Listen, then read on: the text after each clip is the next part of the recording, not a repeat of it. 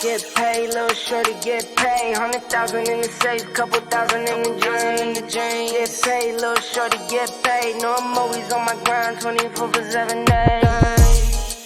Favorite color, money green. Paper. I've been on my grind since I was in the 7th grade. Had my first kid, I was only 17. Always a provider for my pack like Wolverine. But you won't find me on the mountaintop. Need no calculator, I can weigh it cause it kinda lot. Always on my top around that paper like a Michael Scott. Your boyfriend is Dwight, he want my spot, he always round a lot. Get paid, little shorty, get paid. 100,000 in the safe, couple thousand in the jeans. Get paid, little shorty, get paid. No, I'm always on my grind, 24 for 7 days. Get paid, little shorty, get paid. Get paid, yeah, yeah, get the money, yeah. Get paid, little shorty, get paid. Get paid, yeah, yeah, get the money, yeah. Get paid, little shorty, get paid. Spoil everything, don't you? I do, yeah. Sorry, I do. I had it on next to me as well. I was making sure I look good. Evening. How are you? I'm good. How are you? Yeah, not bad. It's getting sunny again, which helps the mood. Have you got the taste for the live stream? I have. I really have. What about you? Yeah. Did you enjoy Friday? Yes. Good, wasn't it? It was good. It was very articulate. Some very well answered questions. One thing about Friday, you've got to forgive me. I need to explain something. Can I just show you this picture? Mate? I had an email off a lady, and we should have done it Friday. Do you remember? Yes. It's this here, the Volkswagen.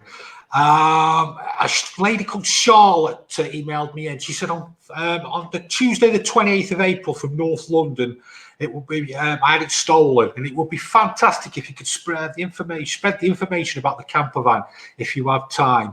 I've tried to put all the information out on Facebook, Volkswagen enthusiastics, to help me. I'm absolutely devastated to lose. It's a Volkswagen Comet 1992 camper van, automatic. So anybody knows it or sees it should be greatly appreciated. It's upsetting, mate, when people lose things like that, isn't it? It is, yeah, it is. Because it's people's pride and joy at the end of the day.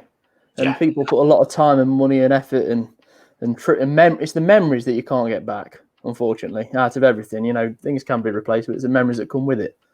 I think the people with the Volkswagen get more attached, though, to them than anything else, mate, don't they? Yeah, I think people do with motorhomes generally, because there's a lot of family holidays and, you know, bits like that. You only have to look on some of the forums, and they introduce their motorhome as the baby. They've all named them different. Everybody's named them different names. Yeah, and it is your second little home. Isn't it just? Now, didn't mention it before, it's dead easy if you want to come on the show. We want to get everybody on the show. We want to be a community. Pick up the phone. All you have to do is to go onto Twitter and DM me. You can follow me on Caravans and Campers at SY45RP, and I'll follow you straight back. If you've not got Twitter, don't worry. Move on to Instagram at the Motorhome Man. Follow me. I'll follow you back. DM me. We want YouTubers, bloggers, people who've got motorhomes, caravans. We want to get everybody on. If you want to ask a question, by all means. And we've got another format you can get in touch with us, Shane, haven't we? Yep. The Motorhome Show at gmail.com. Ooh. Good old posh there. Also, I've been thinking as well, if anyone's got pictures of the motorhome, email them to us and we'll put them up. Or if you want to be a budding YouTuber, why don't you do a 30-second video of a 1-minute video review of your motorhome? Email it to us, and you never know. What do you think, Shane? That's a good idea, actually. Quite like that. Full of them. You wanted to talk about ghosting, didn't you? Yeah, that was something that. So it's something. It's somebody emailed in the other day.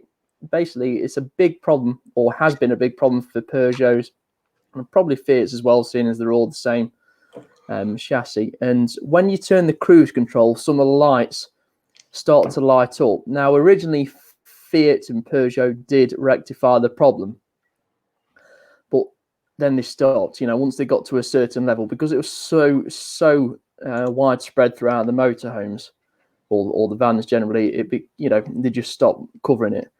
But it is possible to get it sorted if you go straight to the straight to the main dealer or manufacturer. The Fiat dealer won't necessarily do it. It was Mick that emailed in, and basically he had no luck with the Fiat dealer, and he went straight to the manufacturer, and that was the only way he could manage to do it. Now we get to see it a lot.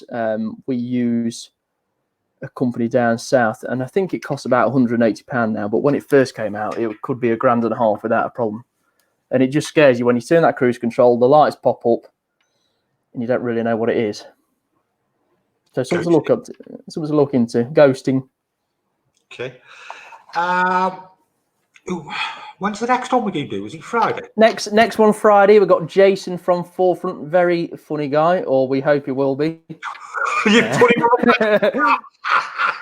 Yeah, we hope he will be. He's Forefront used dealer. If they're not already, they're probably going to be the biggest UK dealer of used motorhomes. That's it, that show does. But yeah, they're a good laugh. That's us done tonight, then, is it? Yep. See you later. Right. Exciting now, Shane. Two for one tonight. 2 for 1. What have we got 2 for 1?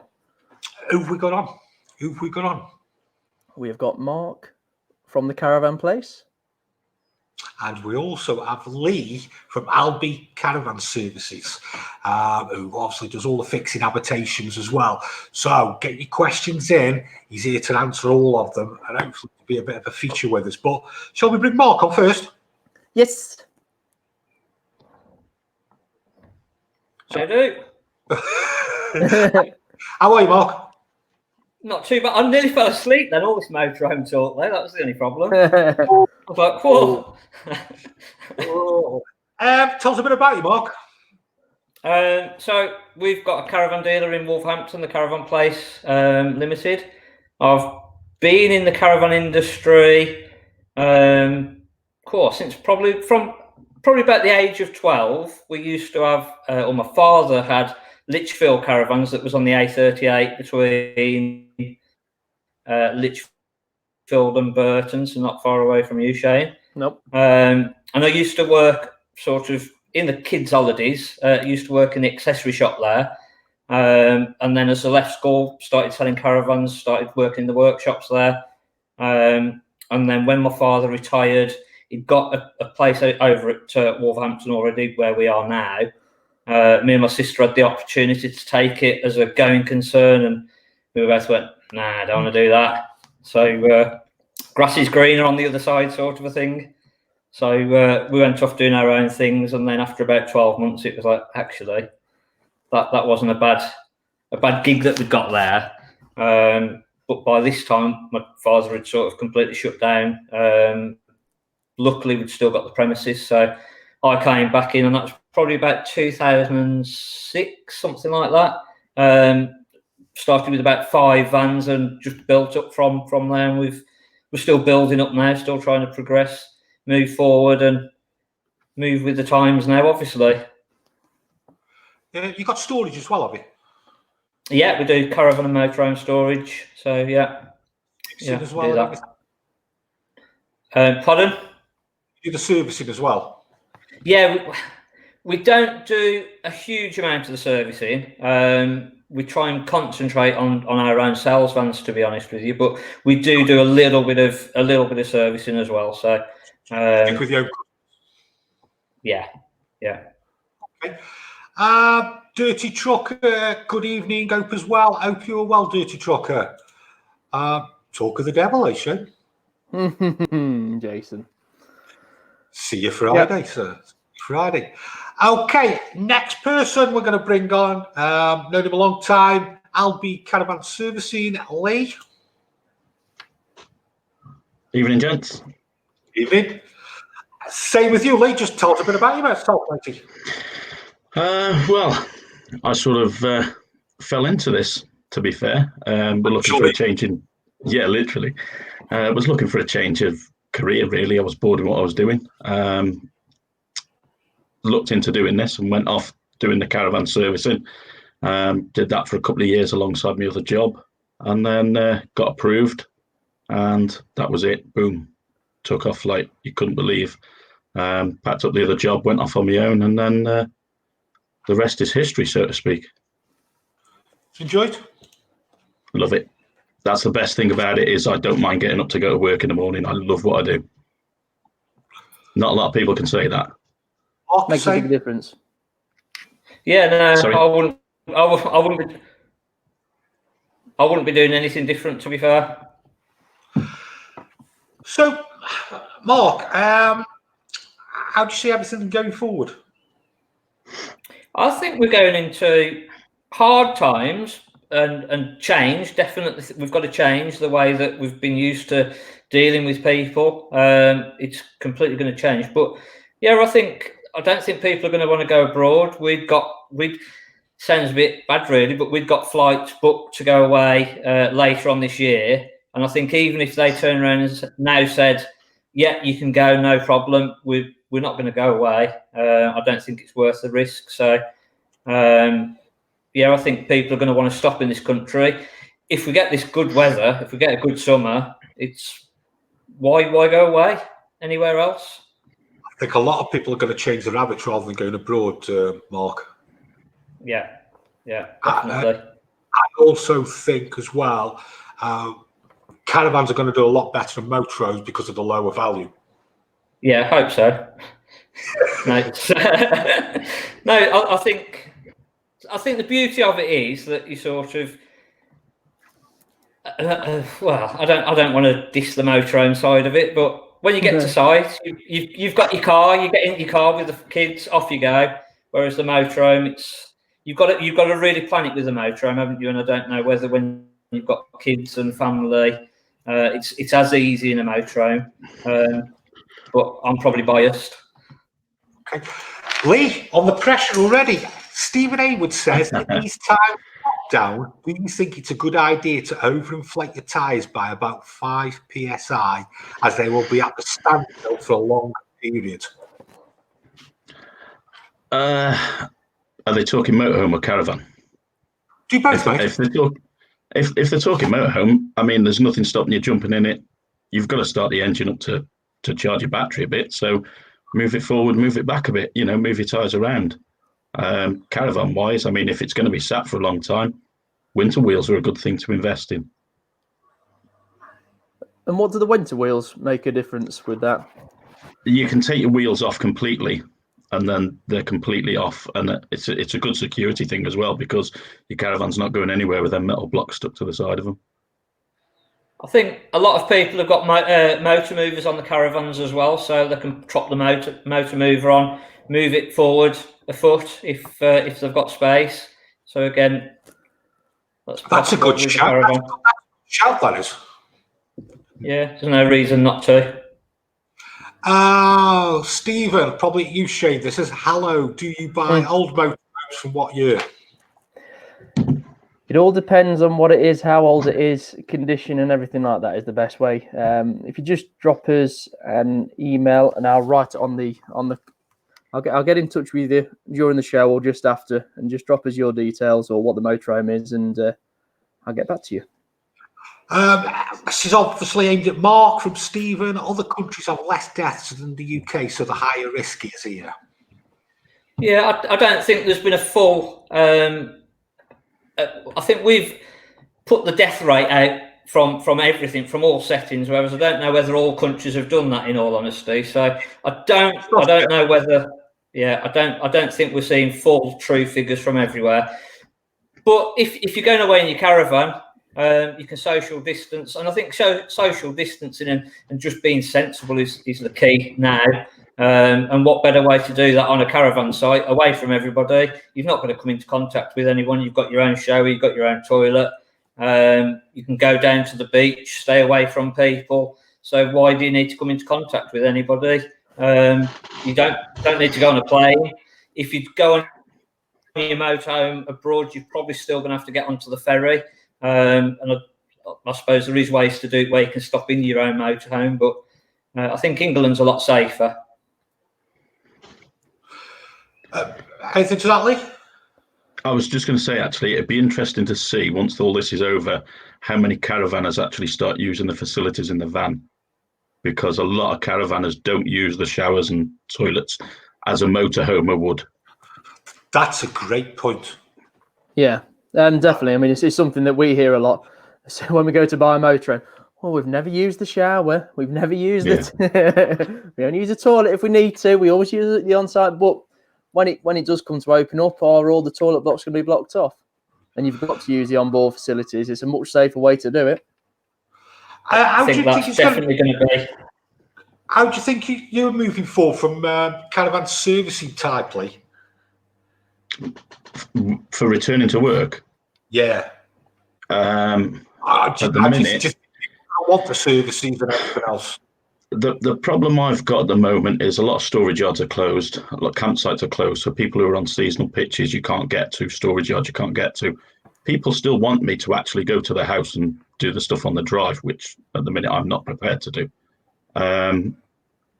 Going forward, it's going to be tricky because when I do return to work, if those sites are still closed, then I've got to move those around. There's going to be a lot of planning involved in actually going back to work. It's not just going to be a case of get up Monday morning and start again. It's going to be quite difficult. Shane? Yeah, we're hearing a similar thing, to be fair, where there's people that want to move the motorhome around or sell the motorhome or get more details or get the bit out, get the bits out of it, and they just can't access it right now. Some can, some can't. It just depends on the facility. Mark, is there anything you're going to change? Well, not everything, but 90%. So the way that we've sort of worked in the past is going out the window. It's going to be 99% appointment only. We're obviously going to put social distancing in. We're putting sinks around the pitch now so people can wash their hands, because we've been told washing your hands is the key. So yeah, with a whole lot is, and I think we're going to be a lot more internet based. We're going to do like 90% of the deal via internet. Hopefully get people in, look at the caravan. We're going to put the measures in where people feel like they're comfortable, safe to come and see us. That's going to be our key, and that's what we're going to sort of really go to town on, and make sure people are safe. If they're going to come out to us, they need to be safe. And the other thing, Mark, is this the motorhome and caravan world isn't that forward thinking when it comes to the internet and bits like that. You know, if you go and see a car, the chances are they've got a video of it, a walk around video of a description and bits like that. There's going to be a lot of dealers that are going to get a bit of a scare, I think, these next few months about how to bring it into this year of 2020. Yeah. Lee, hi Definitely. guys. Hi guys, just doing some odd jobs on the motorhome. I had to replace a storage door outside catch, but holes are elongated. Can't get correct screws. Any idea on how to fix it?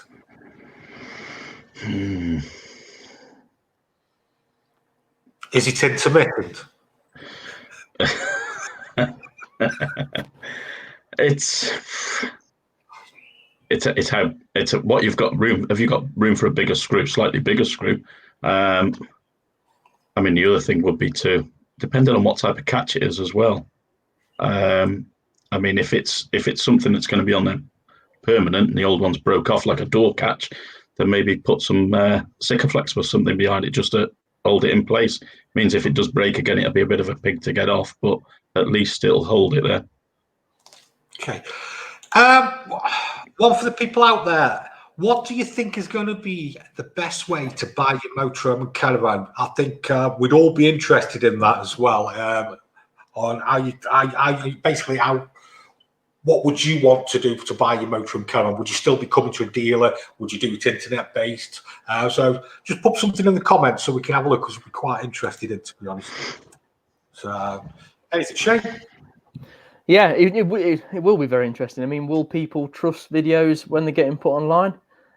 We found it because the amount that we put on, there is a name to a face, just makes it a bit more trustworthy rather than just having an ad with photos on. And whether people want to come in and feel safe enough to do so, it will be very interesting going forward. It really will, especially to some of the big dealers where you get a lot of high traffic. How are you going to do yours, Lee? And what are you going to put in place? How you? What when I go back to servicing? Yeah. I mean, I'm quite lucky as I've probably got one of the best self-isolating jobs as it is. You know, once I've got a set of keys off someone, they can go away, leave me alone, and I can just carry on. The big thing for me will be making sure that the van's empty and not too much stuff's got to be moved around to you know, to be able to carry out what I do. I'm already thinking of rather than taking all my tool bags in, you know, and have everything in the van, it's going to take me a little bit longer, but just get the equipment I need to do each individual job and then put it back in the van rather than have me stuff spread around all over the van. And it's so you're just going to be tidy now, then, are you? try. I'm not promising anything. I could do with a little oppo for that, just to keep everything tidy. What about you on that point with your servicing side and everything, and people bringing the things in, Mark? We normally try and do it over so people can drop it off on a weekend and pick it up the following weekend. So it might just be that literally we leave it for till the Tuesday. We service it on the Tuesday, and then we can sort of seal up the door, put a little sticker on the door, say to the customer, look, we've last time anybody was in the caravan, we disinfected the caravan. And I think as long as we're just sensible, and it's just trying to find ways, just putting the confidence in people where they go, actually, they've sealed up my door, and now there's a little note in here to say that it's been disinfected. Nobody's been in here for 3 days. Everything's going to be safe. I'm not going to have any risk of catching anything. All of our staff, I don't know what the government guidance is going to be, but we're all going to be wearing gloves. We're all going to be wearing masks. How many staff have you got? 7 in total. So, will you stagger them? Yeah, I think that's going. I think the government guidance, and I think that we're going to start seeing places open up towards the end of this month. And I think it's going to be a staggered approach. It's going to be sort of reduced hours, maybe opening at varied times. And again, as a business, we need to keep people on furlough for as long as possible to see what's actually happening. Are we going to see big hordes of people come through the doors, which is what we all want? But if that doesn't happen, we need to have something in place to sort of back that up. But I think from the last 2 weeks, the amount of inquiries from people that sort of are ready now to sort of go, hang on a minute, I've got itchy feet, I want to be out there, we've had some nice weather. I think, and again, from talking to people, from sort of inquiring, it does seem like more people are going to want to stop in this country. The key is opening the holiday park, so yeah, that's the key. Again, it's just making sure people are safe. Yeah. Wonder if anyone can help me with. Now, it's actually put underneath Lee. It's a Truma combi boiler. Is it thermostatically controlled? If so, where is that normally? He's put there. If you see, oops, Truma. Is he looking for the water or the heating? The water heating is obviously thermostatically controlled. And yes, the room heating is, there's normally a little black dome somewhere within the caravan, depending on whether he's talking of heating or water, really. The water one, there's nothing he can do. It's preset on the panel, and yeah, it's controlled from little thermostats within the wiring harness. A bit vague there for you, Lee, wasn't it? Yeah.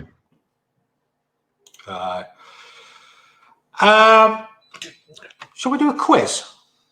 I think we should. Swift quiz? Yeah. What you got for us?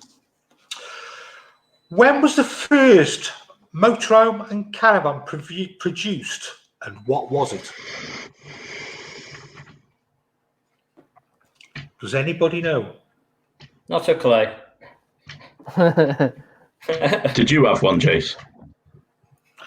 He's still got it. I have sold a few of them. I'm just trying to think if you was alive around that time, Jason. Were you in your 20s at that point? No. Anything coming in? Anything coming in? When was the first Swift motorhome produced? And what was it? And when was the first Caravan? And what was it?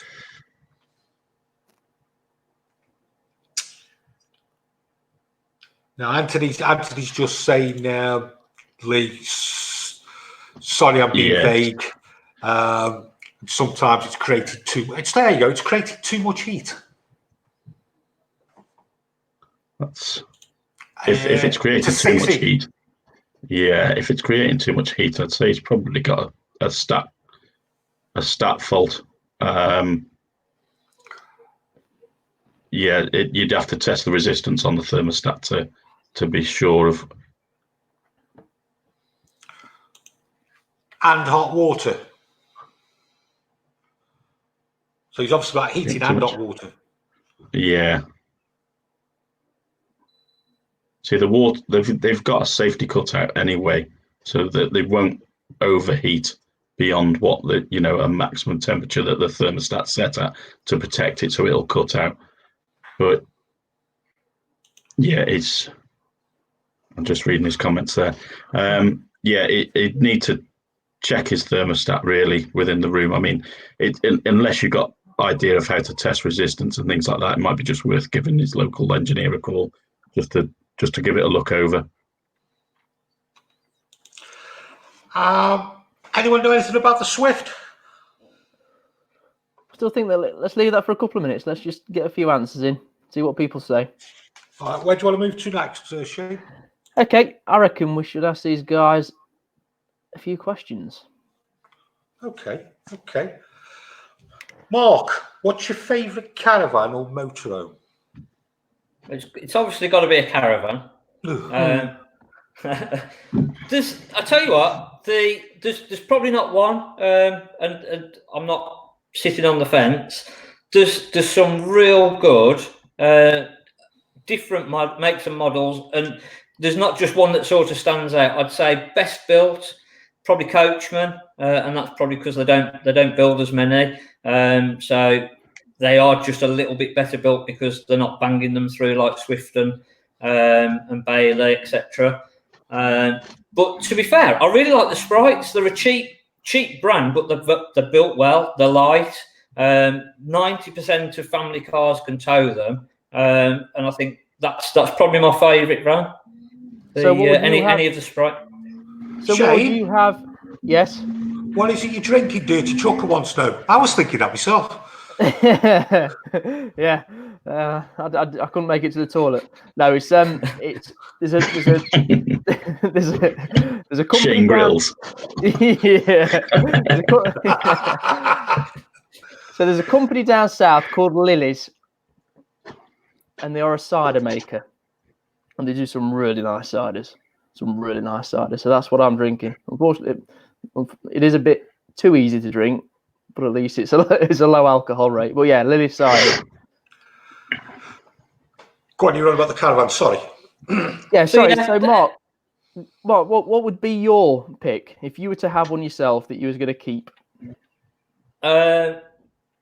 Doesn't as long as it was sort of Swift or Bailey or Coachman, I'd just go for a six. Where's that fence that you're sitting on? Twin axle, 6 berth, end washroom, big separate shower and toilet at the back. But there's, and I'm not just sitting on the fence. I've had a cracking Coachman, that layout, and again build quality. The only problem that you've got with that is the heavy. The Bailey, again, some really nice Bailey unicorns. Build quality is a little bit better on those.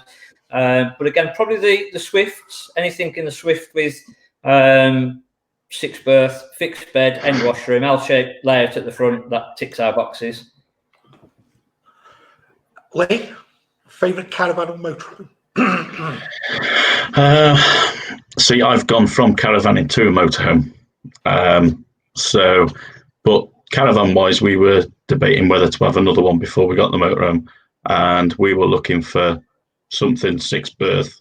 6 berth twin axle with the end island bed and the centre shower washroom, and then the lounge. again, when you're talking of quality of them, Coachman definitely. As Mark said, they don't build as many, and they just are a better build.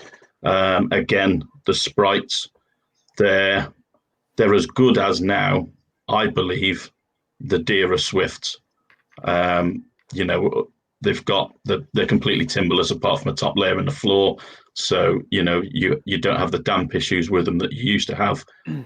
So yeah, they are a far better van now. So Coachman or a Swift or a Sprite, would caravan wise, motorhome wise, I do like Auto Trails. I am quite a big fan of the Auto Trails. If I was going to take it around Europe, Auto Trail fine in the UK. If I was going to take it around Europe, I'd have a Naus. Okay. Because the build quality is superb, absolutely superb on a Naus. Is that through servicing them? Yeah. That's actually two Motorhome makes that I didn't expect you to say. No, it's caravan or motorhome. I wouldn't have a Bailey any day of the week. No offense to anyone who's got a Bailey. I just see such poor build quality in them on a regular basis, and the same issues. You know, I could just service 5 Baileys in a week, and 3 of them have probably got the same issue. It's terrible. Like? Damp mainly. Yeah. You know, is that from under the bed? Depending on what they are. I mean, the old Alutex had the problems in the lockers, around the front end, underneath the beds, and they did away with those lockers. And then they decided to put that roof strap across the top, which is now as big an issue as it was with those front lockers. It's, you know, it's really, it's shocking really that something that people spend so much money, and that is across the board. You know, all vans have issues. None of them are faultless, but yeah, Baileys are probably one of the worst that I find have issues with damp. Surprised me, Shane. Yeah, I did more with the Horse Trail and the Naus bit. It was Naus, was it? Yeah, Naus. If I was going to Europe and traveling Europe, yeah. Yeah, because obviously you don't come across many Naus, really, do you? Compared to all the other makes and models. No, not to all the others. I have got quite a few customers with Naus motorhomes. Caravans, not as many. There's a few, but yeah, the new Naus vans that I service, they're a really nice van, and the build quality is fantastic. What excites you then, Mark, on a caravan? Not profit. You've got to pay the bills. Yeah, no, there's not anything particularly. I like some of the Lunas. The design of the Lunas were really good. It's just a shame that they couldn't be built and put together properly. But and the 8 foot wide, I think the 8 foot wide vans now. That's I'd pick an 8 foot wide over anything. If I was going to site it, I don't like towing 8 foot wide vans. But yeah, I assume you still need a commercial for the 8 foot wide, do you? Or most of them are sited, and I've got a feeling if you have a look in the paperwork, but there are a few. I think that some of the Buccaneers you can tow those with a 4x4. So, and again, 90% of the bigger vans, it's going to be heavier, so you're getting onto sort of pickup truck, and a lot of them are just sited, so it's just literally a van or a pickup truck or a big 4x4 that you can tow it with because of the towing limits on there. So I guess that's the people that have got a place that they like, whether it's in Devon or Kent or somewhere like that they really like, and they just want to site it, stay there for the year, and then potentially move on for the next year. Without having to sack it, it's a bit more permanent. Yeah. No, at least you can sort of, if you don't like the site after 12 months, off you go somewhere else. And again, I think over this next 12 months, we're going to see a lot more people move into a sited van where you're not going to be towing around and sort of hitching up and coming into contact with more people.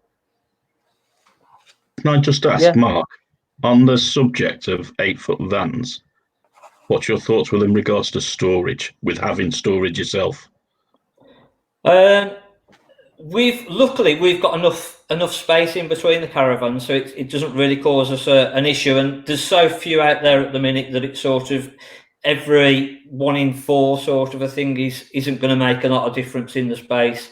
But I know I've been to some storage yards myself, and a 7'2" van, you literally can't open the door. So yeah, they're going to have to lose a van out of the line of, and I suppose that's a real nightmare as well, trying to work on service a caravan, trying to get underneath of it when you can't even open the door that close. Yeah. Just thinking back to what you said a second ago, Lee. I think Now's the Now's Tablet group, isn't it, that they are part of? Yeah, they are. You've also got Weinsberg, and then you've got the big boy, which is the Morello. So you'd hope that it'll take some quality from the Morellos at £200,000-300,000 a piece. I was going to say just not the price tag. Yeah. Jason, your miles out on 1904. And also first RV built on an automobile. Yeah, the first Swift Motorhome. What year and what was it? Jason, listen. Neil Lowes, can you buy a good motorhomes 2-berth for 25,000 low mileage? Definitely, Yeah. Yeah, without a doubt, there'll be quite a, especially your auto cruisers, auto sleepers. They're very prominent for 2 berths, aren't they, Jason? So there should be plenty around for that. Yeah. Oh, staycation, that word again. People going to stay on one site. What do you think, Mark? Well, looking at his flag.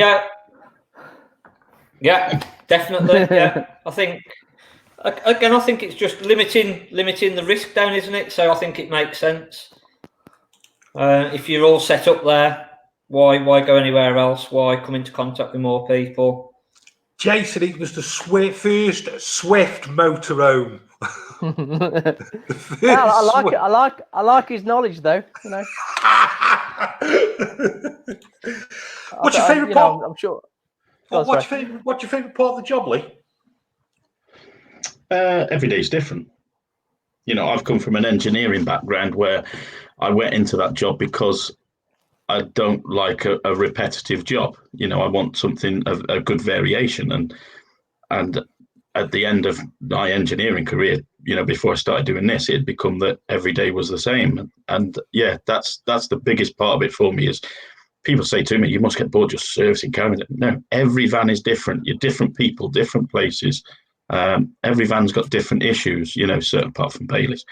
But yeah, so it's just, yeah, the variation of it all. And you're outside. I mean, some days I can be on a site and you look across, and I'm lucky I living in Shropshire, that we've got some fantastic areas around us, you know, and it's a great place to go to work.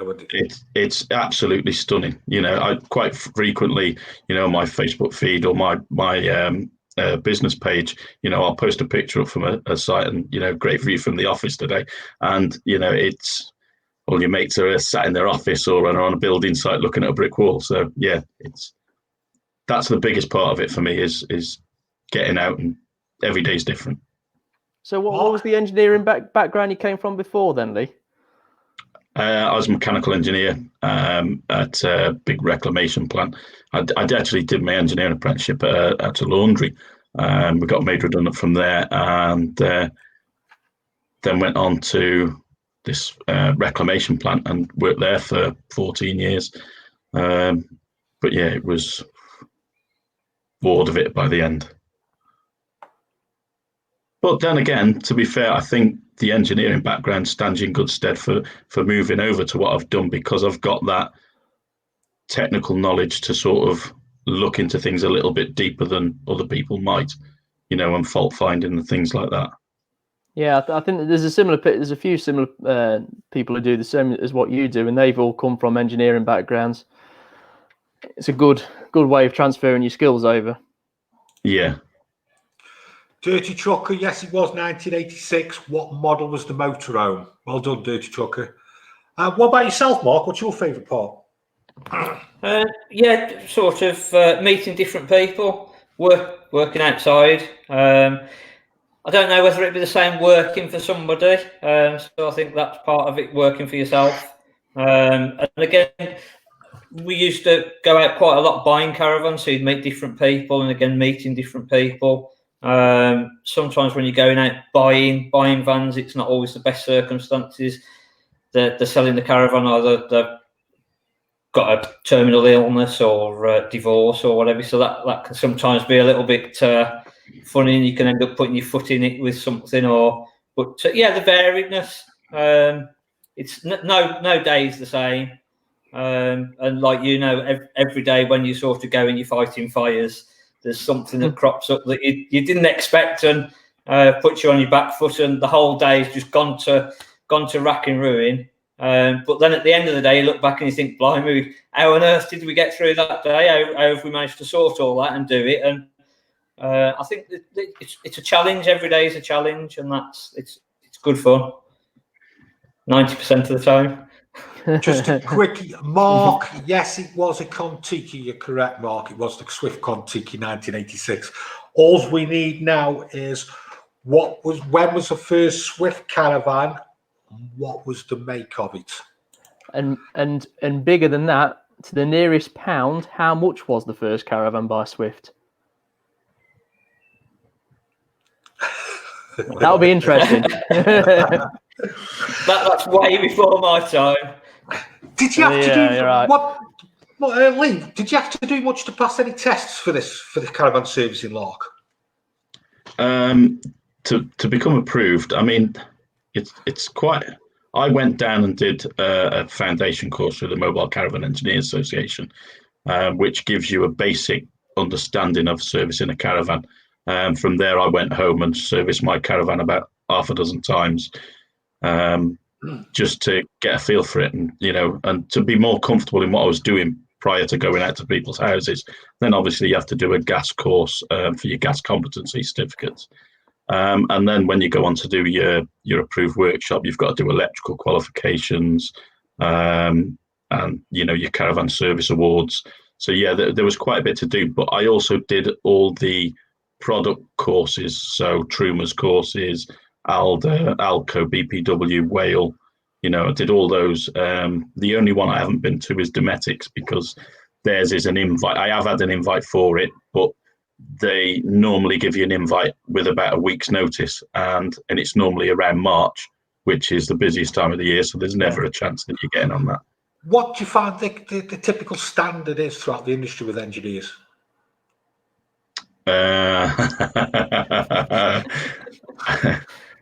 They're all fantastic.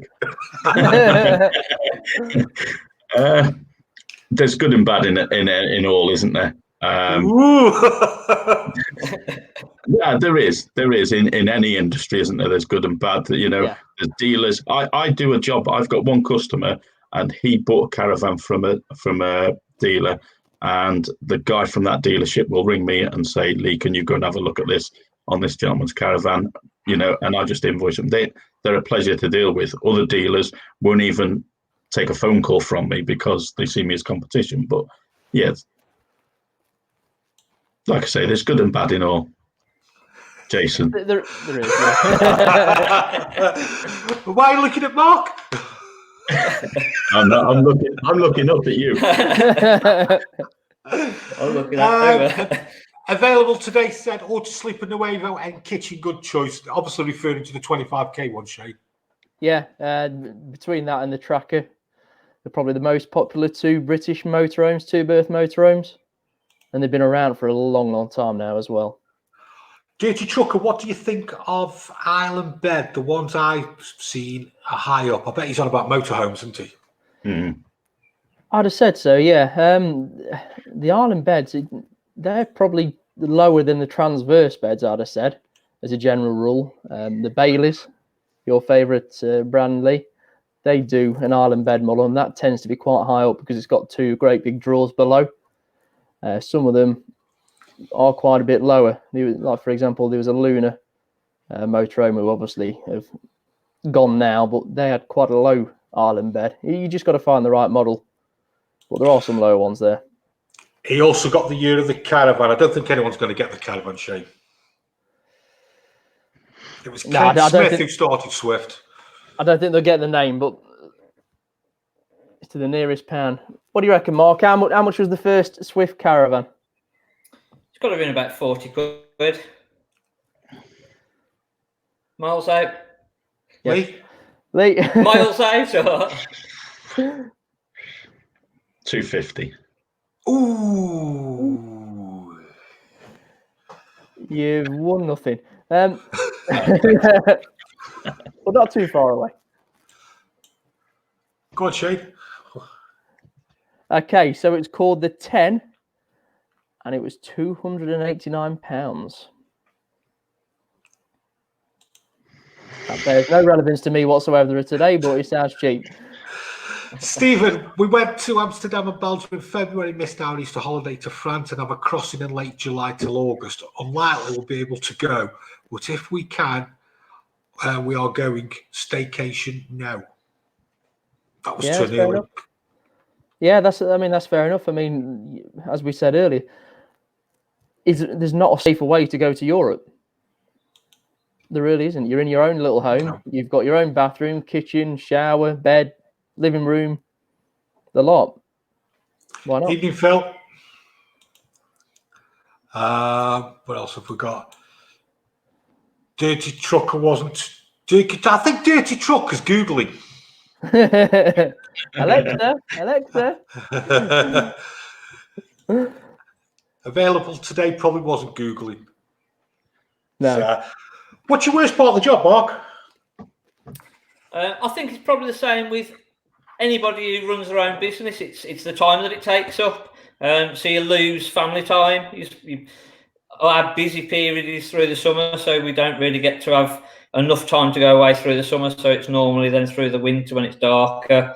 And that's probably the only real drawback is you lose time with the family. And again, that's you only get one chance to see the kids grow up.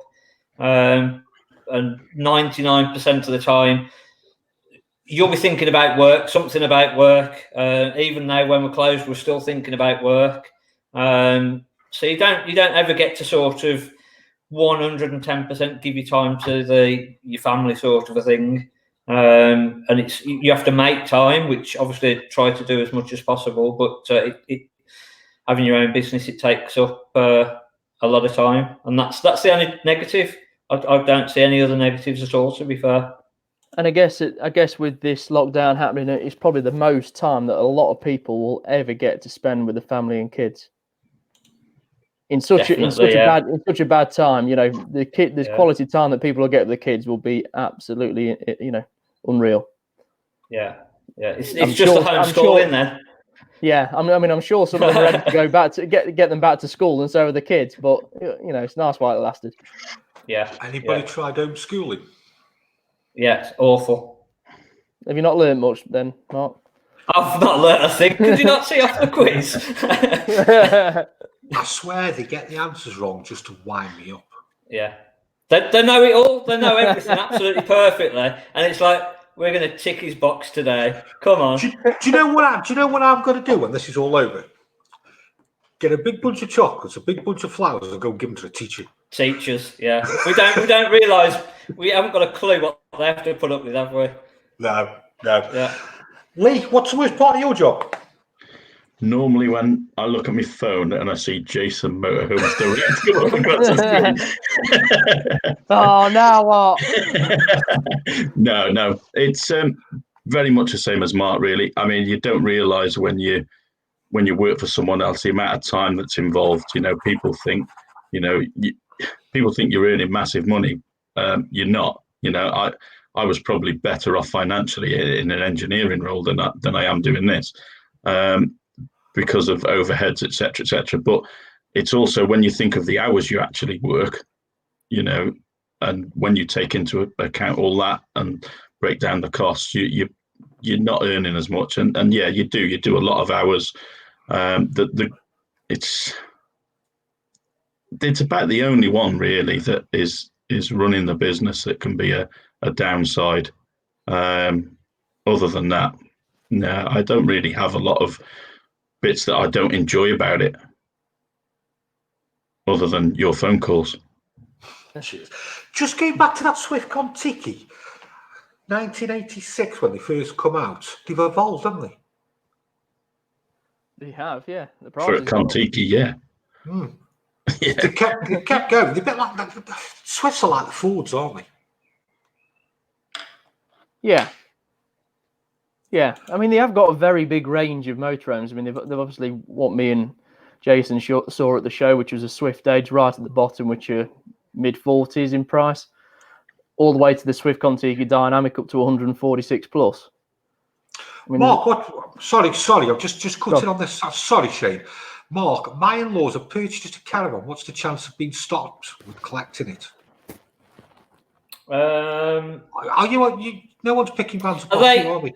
Yeah, no one's going to pick a van up from ourselves, and I can't see any business. So if it's private, I've seen when we've been out shopping or whatever, I've seen caravans on the road. I spoke to the council last week actually because we'd had a customer said that they'd been to have a look at a caravan at another dealership. Why can't we come and look at one at yours? And I'm going, hang on a minute, we're supposed to be 100% closed. We shouldn't be letting anybody on. And the council says, yeah, no way on earth should people be coming to look at your site, let alone towing a caravan around. I agree with you. We will let people, if, as I say, the storage is closed, if they've got a caravan out and it's on the drive and they want to put it back in storage, then we will allow that. But no way would we let a caravan go off site, either storage or the sales site. So, yeah, that wouldn't happen from us. How many caravans have you got in stock? We're down a bit at the minute. We've got about 37 at the minute, I think, in stock. So we're normal stock? Normally 40 to 50. But I think, again, it's probably going to pay dividends having a little bit less stock over the next coming months. The only problem that I do see is there's going to be a shortage of caravans and motorhomes. 100% there's going to be a shortage. Especially 2020 models. Yeah, they're not going to come out of the factory, are they? No. And again, the stupid thing is they're allowed to manufacture. So I don't understand, to be fair, why the caravan manufacturers aren't there pumping the stuff out. I know a lot of the manufacturers. Something I thought the other day, because depending on how long they close down, will they have a 21 model? July, normally they've got the 21 models ready for, so yeah. Okay. And to be fair, the caravan manufacturers seem to be some of the first people that actually stopped working. Yeah. It was quite odd, to be fair. They could have a limited edition. It's going to be very limited by the end of the year. On the motorhomes, what do you think of having 3-point seats under the sofa? I think you lose lots of storage. Yeah, Anyone? so I mean that's talking mainly about the eldest, and now Shaston, I think Benamar do them as well. Yeah, you do lose a lot, but there's probably only eldest that really promise births and seated people at the same number. So there's plenty of options without having to go down them. It depends what you want from it, because obviously when you have got the bench seats at the front, it is such more of a livable lounge area. It's so much more comfortable than having an L shape where you've lost some of your leg space. It just all depends. I think Anthony's seen the future. Beware, in 20 years, this country will be run by kids who are homeschooled by alcoholics. Cheers. Here's a good question. Available today. Will we have manufacturers go bust? How bad could that be? Well, I don't think they will. I think the government supports really help some of these manufacturers out. I think that's the only thing you can say. What do you reckon, guys? I think the only caravan manufacturer that may be at risk will be Luna. Because there's still a lot of uncertainty around Luna at the minute with the takeover. And I think if any were to go under during this, it'd possibly be them. Yeah, So they may think twice. Right. So what is the situation with Luna? Because obviously we lost the motorhome side of things last year, but I'm not up to date with the caravan side. What's the latest on that? Do you know? The Luna Caravan Group was taken over by a company called Luna Automotive, and they've carried on with where the old company left off, really. The big problem's been with the warranties, with what they will honour on warranty, and obviously people who've got 2-year-old vans, 3-year-old vans that they think have still got masses of ingress warranty now haven't, and it's put a lot of people off buying a Luna, to be fair, from my customer's point of view. Did they say they were going to honour the warranty for 3 years, and that was the cut-off? Then it was 3 years, and that's it. Yeah, and I think from the last I heard that even some of the warranty, if you've got a 2-year-old van with warranty, and there's a damp issue with it, then the cost for the repair is actually split 50-50 between the customer and Luna. So, even though they're saying they've still got warranty on them for water ingress, they're actually not giving full warranty on it. They're actually splitting the cost with customers. Right. Okay. That's interesting. That is interesting. Going back to Paul Anderson, it's a private sale. I think he's picking this caravan up. That's a private sale. I think the best way to put this, if you got pulled over whilst towing a caravan back by the police, you would 100% get fined. There's no doubt about that. Yeah. I think the other thing is the risk worth it at the minute? Unless it's essential. Yeah. If it's for NHS workers or whatever to put them in to isolate, then fair enough. But you've got to calculate that risk and add everything up. And is it worth it? So this must come back around to valuations dropping like bricks. Quite the opposite, because you'll have a shortage of stock, and then because everybody needs to go away or will be going on holiday still, motorhomes and caravans are probably the safest and best way to do it for the next year or so. So I think they'll maintain, certainly. Yeah, I don't see prices dropping anytime soon. If anything, going up. And the other thing is the dealers can't afford them to drop. Because if you have everything go down $5,000 across the board, you're going to lose probably 50% of your dealers. There's no reason for them to drop, though, is there? No, because the new motorhomes and caravans are still going up in price every year. The cost of materials and labour and everything like that. So they won't drop. Certainly not. I'm sure of that. Okay. Entertaining, guys. Getting good topics. Got to go. Take care. Paul Anderson, thanks, guys.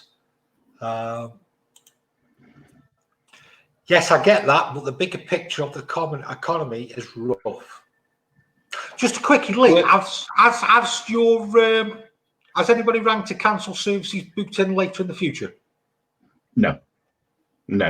It's all been through you cancelling. Yeah, I finished on the 24th of March. Of everyone I've called to postpone and tell them, when I know I can go back and I'll rearrange. Of those, I've had 3 have said, leave it till next year. We're not going to use it this year. The van's not under warranty. We don't need to have it done. One person who I spoke to said, "Oh, we managed to get it done a couple of weeks ago, but we forgot to call you." And everyone else has said, as soon as you're back up and running, give us a call. And yeah, we'll get you straight back in as soon as possible. So, okay. I don't think there's any denying that we're going to probably have a bit of a recession, but I think we're going to sort of just see a recession from the data, because we're going to have lost 3 months of the economy. There's no getting around that, but I think we'll have a massive recovery. People, unfortunately, there's going to be some job losses there. But I think for what the government have done, I think they've done the right thing, and I think 90% of people out there are going to sort of be in the same position as what they were before. Except now we're going to be looking at, actually, let's not go abroad, let's stop in this country, or if we are going to go abroad, it's probably going to be in a caravan or motorhome. And I think the people that are going to lose the jobs, there's going to be so many industries that are going to be so busy when it opens back up because of the backlog of work that maybe some of those jobs will be transferred back until the likes of the airlines and so on do get back up and running again, and it should balance itself out after a few months or a year. I think the airlines are the ones who are going to have it the roughest. Yeah, definitely. Yeah, any travel side of things like that. There's some businesses that have absolutely stopped dead, and we just got to see when they can get back up and running again. But I suppose I look at it now by saying by going through a recession is we're at the lowest. So the only way is back up anyway. We're going up. Yeah. Yeah. If there any drops fall down, how far can it go? The only reason it's dropped is because everything stopped. If it hadn't have been for what's been going on, we would have just been carrying on. There was no real rhyme or reason other than sort of we need to stop, we need to go into lockdown. That's the only reason. And I think 90% of the economy is still going to be there. So I think 12 months' time we're going to be above and beyond where we were now. So it's like somebody's pressed the pause button. Yeah. I mean, you know, the everything. There's so much. You know, whether it's car mechanics, whether it's the caravan and motorhome techs, you know, everything like that. Everything's still just imagine how busy the dealers are going to be when they need to start servicing those caravans. I think servicing, and again, we've got sort of 2 months, maybe 3 months of pent up sales that are there. They're still going to be there. People maybe sort of thinking, okay, let's put it on pause for a minute, but I think they're still going to be there. I think people that had planned to sort of buy a new caravan, buy a new motorhome, stop in this country for holidays, they're still going to be doing the same, if not more now. And if the job retention scheme has done what it's supposed to do, their job's still there, they still have the money in. They've been having all the money come in and they've not been able to spend it over the last couple of months. Yeah, and that 20%, and there are a lot of companies making that 20% up, and it is going to sit there, and you can't really spend it. Yeah. I can see people holidaying at home for the foreseeable future as flight costs are going to rocket. Do you think flight costs are going to rocket? Yeah.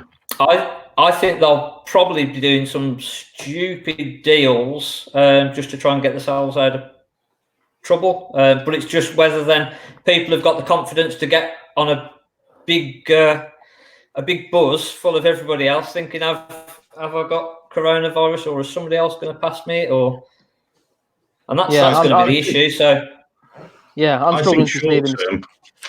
Sorry.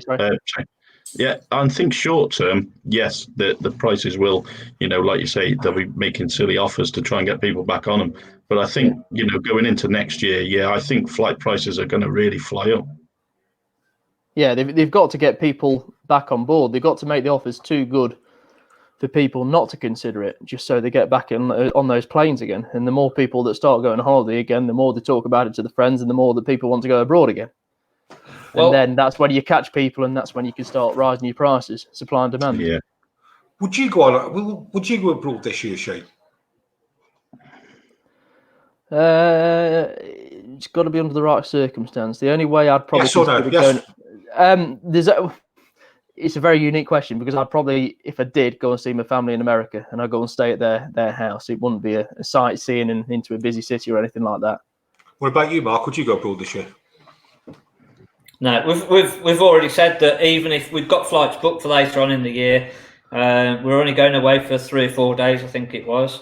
But even if they turn around and say, "Yeah, brilliant, you can fly," we've said we're not going. We're not. It's not worth the risk. No, it'd have to be It all depends. I mean, if everything's going well, and if they found a vaccine, then 100%. It's all relevant at the time of when you're looking to go. What about you, Lee? Would you go away this year? As things stand at the moment, no, not a chance. Yeah, best way to put it. Yep. What about food then? Restaurants, takeaways? Because they're not going to open them when the holiday park's open, are they? No. Would anybody I feel mean, a lot of comfortable going to a takeaways are restaurant? open anyway. And you know, Have you had a takeaway? delivery-wise, me? What are you trying to say? You call me fat? Yeah, we have. Yeah, That's why you know they're open. Is somebody Is take a it- seat? Is it just us, or do you go and do your shopping and then clean everything? Do you clean all your packages before you put it away, or is that just us? I actually saw someone in the supermarket car park doing that last week when I went in to do the shopping. And by the time I come out with all mine, they was still there doing it. And I just put the bags in. I thought, stuff that. Sorry, guys, but my wife is still managing to spend it. Laugh out loud. I'm on travel groups, and people are saying they are going straight across the channel when borders are open. Yeah, as we said earlier, it's the safest way to do it if you're in a motorhome or caravan. And there's always going to be some people that are just going to go for it anyway. And the big thing is, when will the borders open?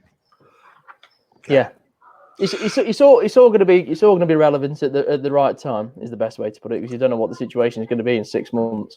It might be good to go again. So let's take it a month on now, and the holiday parks have opened. Lee, you go away in your motorhome. Would you go to a holiday park, or would you tend to do a bit of wilding? I'm booked to go. I'm actually booked to go down to Devon in first week of July. So I'm hoping that they open, and if they do, I will go. But I will use my facilities in the van as opposed to, shower blocks and things like that. I think the big thing with being a motorhome and because we do go off grid, I'm pretty self-sufficient in there that we've got, good stocks of food and things, clothes within the van. So we don't really need to be traveling to supermarkets or worrying about eating out a lot. So, yeah. I hope you've got a big garage for your food. What van have you got, Lee? I've got Luna Roadster. Okay. I thought you were going to say Bailey then. That's it's on a 53 plate. We were umming and ahhing on what to do, whether to swap from caravan to motorhome or not. Me and my son both do duathlons and things like that, so it was handy for us to be able to get something where we can put our bikes on the back and go and camp over for an event rather than having to get up at 3 o'clock in the morning and travel. You're glad you did it, aren't you? Yeah, oh, definitely. I love it. I'd say, yeah. So you're glad. So would you go back to a caravan now? No. Neither would the wife. No. What about you regarding going to campsites or wild camping caravanning, Mark? What's your outlook? I'd go to a campsite, no problem. Yeah, because again, I'll get in my car, hitch the caravan up, I'll get on site. Hopefully, I don't have to have any contact with anybody. They'll put something in place. The booking system will literally be, they'll send me a message. Somebody will be there to wave me on. I've not got to get into real close proximity to anybody. Hitch it up or unhitch it, put my legs down, and I'm in my own little self-sufficient unit sort of a thing. I can then go and do what I want. I've not got to sort of be getting in close proximity to people. And I think that's the only way that I'd feel safe. I don't know any other way to do it really. Yeah, it's definitely got to be the best way. It's better than standing in the supermarket queue. Yeah. Or going around a supermarket in the motorhome or caravan. Look, well, again, that's come quite reasonable with the social distancing, hasn't it? Where you've not got to get on top of people, you've not really got to come into contact with people in the supermarkets, and we've got used to that now. Yeah, it's all normal, isn't it? Yeah. Just keeping the distance. Look what happened post-war, caravans everywhere. Yeah, that's when it started to take off. That's when it started to take off again after the war. They put the army into different areas, and they had to find jobs, and that was one that they could start going around the country again. I've got a holiday to Philippines in September. I'm not going. I'm going to work my annual leave on agency instead. Not much you can say there. Yeah. Nope.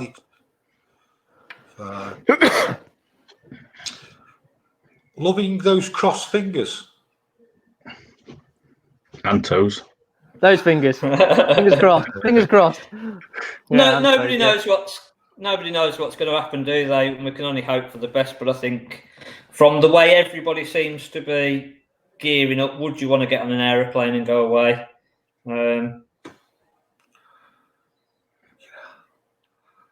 Hope you're safe, Prim. Yeah, it's the being stuck abroad. It's fun while you're while everything's going going well abroad, but when it's not going well, it's the worst place to be, really. When you've not got anybody you know around you. Most people will stay at home in Britain, with few people prepared to venture across the channel. They're going to have to limit the campsites, so what, the lads? I really don't know about that because. What's the distance already? What's the distance already on the site? There's already, if you look at social distancing, that distance measures already in on the campsite. So do they? I think it's just going to be shut the toilets. That's a big contact point. Let's cut that out. Cut the bars out, and carry on as normal. I mean, the other thing you as an alternative to shutting the toilet blocks down is do what they do at service stations and do one every other. And just get the cleaners on site. Lee, you've heard it here first. Buy bulk toilet pumps. Yeah. You're going to be sick of changing them, aren't you? Yeah, fresh up kits from Thetford. Also with airfires, I was speaking to the director of Darla Flight, who said there will be a price war, low prices once everything settles down. There's always going to be a price war when it settles, though, isn't there? Yeah, I mean, funnily enough, I had my holiday booked, which I was meant to be going next month with Darla Flight, via a guy called Christian at Darla Flight, lovely guy, and that's been turned into vouchers, which I'm fine with. It means I've got it in the bank for when I want to use it, hopefully next year. It'll certainly be interesting. It'll be interesting to get their opinion on this, I think, and see where it's going to go. There's a different aspect. Okay. What's your biggest gripe about caravans, Mark?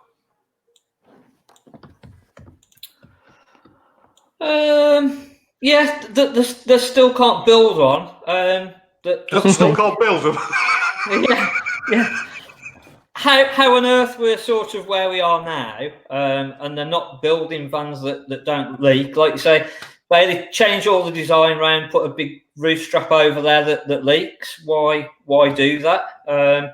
And they seem to take one step forwards and two steps back, and it comes down to the new manufacturers, which is again why we only do used, we won't do new because of the issues. And then when you do have the issues, the manufacturer doesn't want to know. They're not there to help you. You're the one that gets all the full brunt of the customer. When the manufacturer just sits there and go, oh yeah, we'll send you the parts in how many days, and don't worry about it.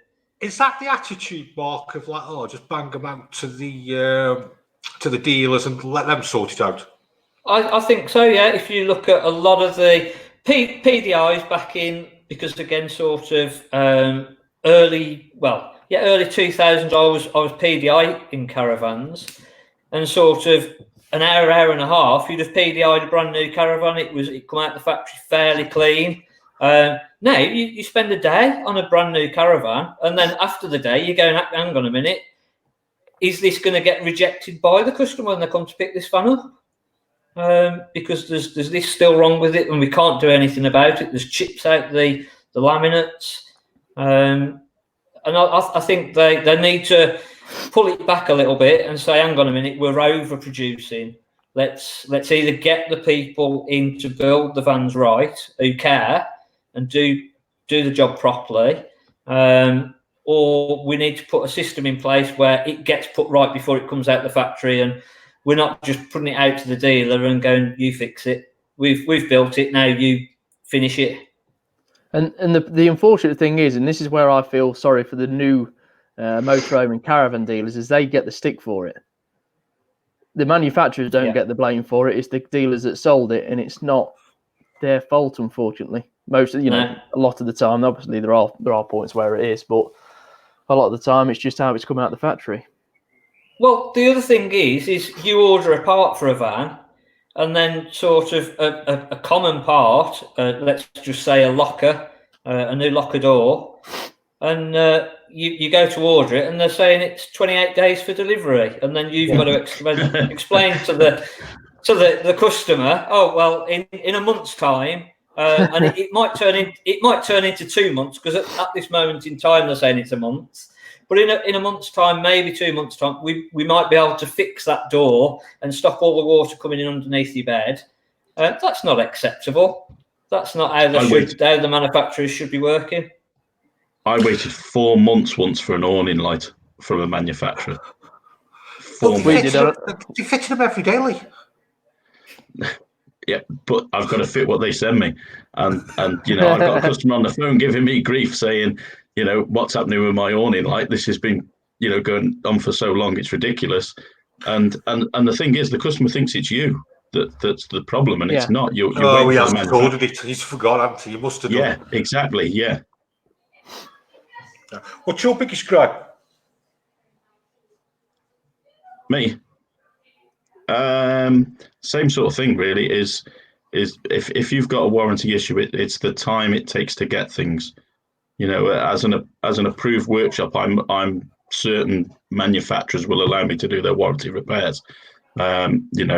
So it's the time it takes to get things, and then that's the big problem, is people come to you thinking you're the issue, and it doesn't look good on you, that when you've got to tell people that, I'm sorry, it's still not here, and it's an awning light. How long does it take? And it's just not fair.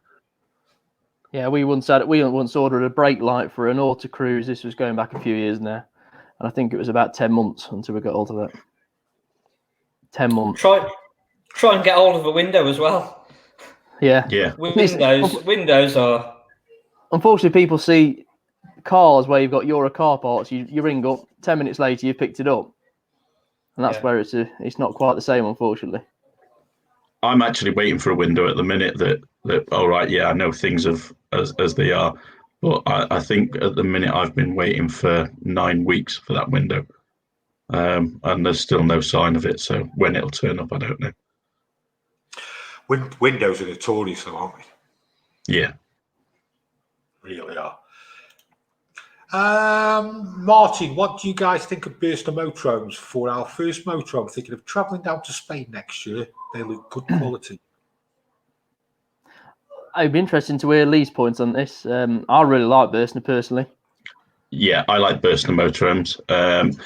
Again, especially if you're going to be going abroad with it, they're set up for it. They are set up to go abroad. They've got the outdoor living set up, haven't they? Really?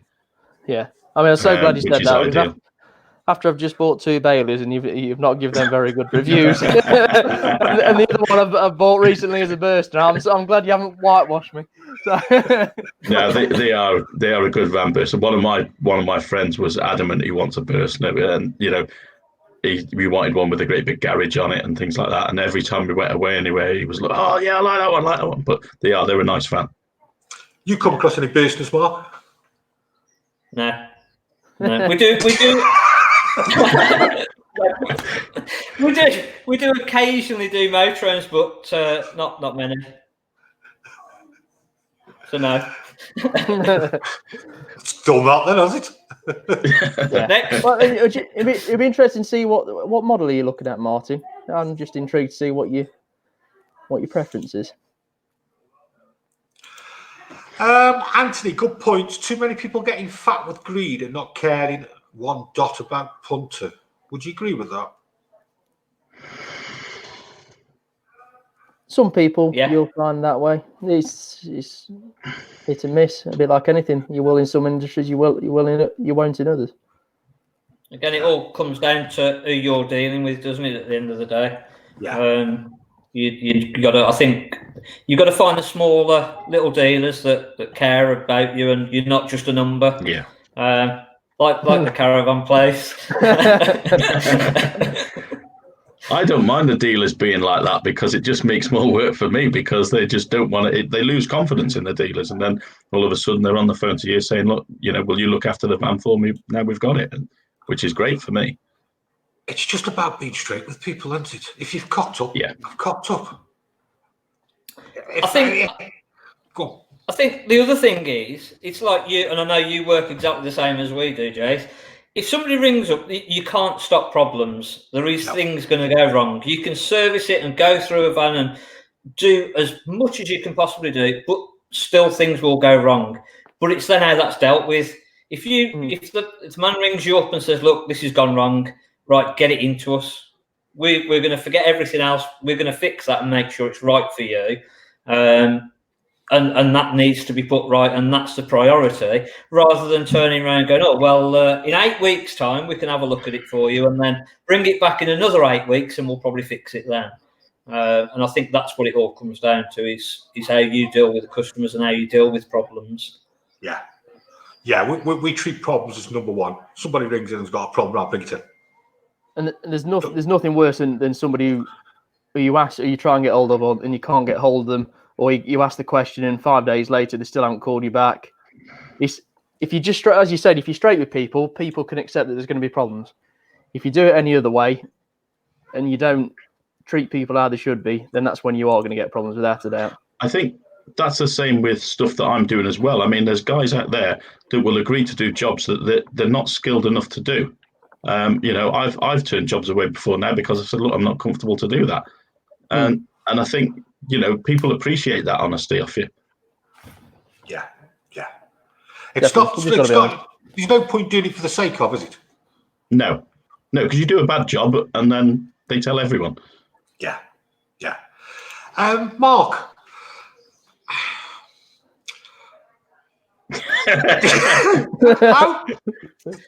How can we feel safe if we want to come and buy Caravan or Motorhome? So I think it's up to us as dealers now. We've got to put in, and we've not just got to look at what the government say, this is what we should be doing. We've got to go above and beyond that. Yeah. We've got to go, hang on a minute. If it was my family and I was going to put them into a situation that could potentially give them an infection or a disease or something, I want to make sure that I've done as much for myself and my family as much as when a customer comes in. So I want to make sure that, firstly, they feel safe. And when somebody looks at all the things that we've put into place, where we're putting hand wash units around the pitch, I think I said it earlier, we're going to disinfect everything before a customer goes in. All of our vans are going to be locked up. We're going to put screens around the sales area. So again, you can actually have a conversation with somebody and ask questions in safety. And I think people just need to feel safe, and it's up to us then to make the people feel safe and look at it and go, hang on a minute, if it was me and I was going to go out and buy something, this is what I'd want to see. I don't really care what the government has said. I'm going to do what the government have said, but I want to go above and beyond that. I want to put everybody at safety. I'd hate for somebody to come into us and then go away and find out that they've caught COVID from here or something like that. That's I wouldn't want that for my family. So why put anybody else in danger? Yeah, sure. And I think something to add to that, just great answer.